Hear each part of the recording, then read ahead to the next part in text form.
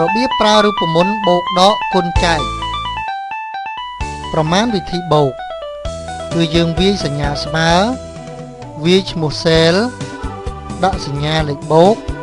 វាយឈ្មោះ cell រួចចុច enter ឬធ្វើតាមវិធីម្យ៉ាងទៀតវាយសញ្ញាស្មើចុចលើ cell ដែលត្រូវបូកដាក់សញ្ញាលេខបូកចុចនៅលើ cell មួយទៀតរួចចុច enter ប្រមាណវិធីដក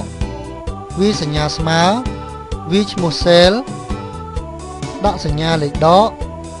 វាយឈ្មោះ cell រួចចុច enter ឬធ្វើតាមវិធីម្យ៉ាងទៀតវាយសញ្ញាស្មើចុចលើ cell ដែលត្រូវដក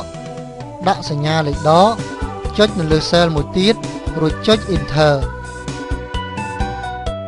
ប្រមាណវិធីគុណវាយសញ្ញាស្មើវាយឈ្មោះ cell ដាក់សញ្ញាលេខគុណវាយឈ្មោះ cell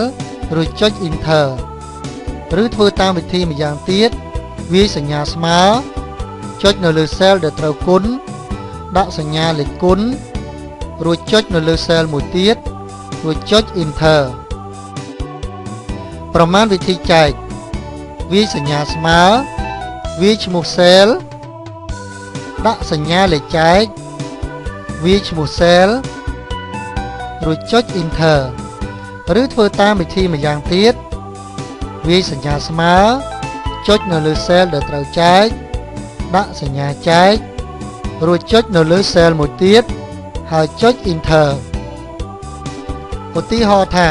យើងមានតារាងមួយដែលត្រូវបូកសរុបដូចខាងក្រោមទី1គឺយើងចុចនៅលើ cell E2 សរសេររូបមន្ត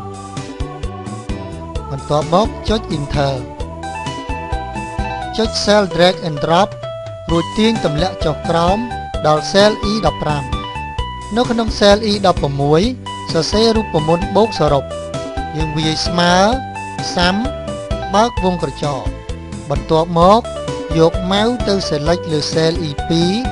រួចអូសទាញចុះក្រោមដល់ E15 ហើយលែងម៉ៅបន្ទាប់មកចុច enter ជាការស្រេច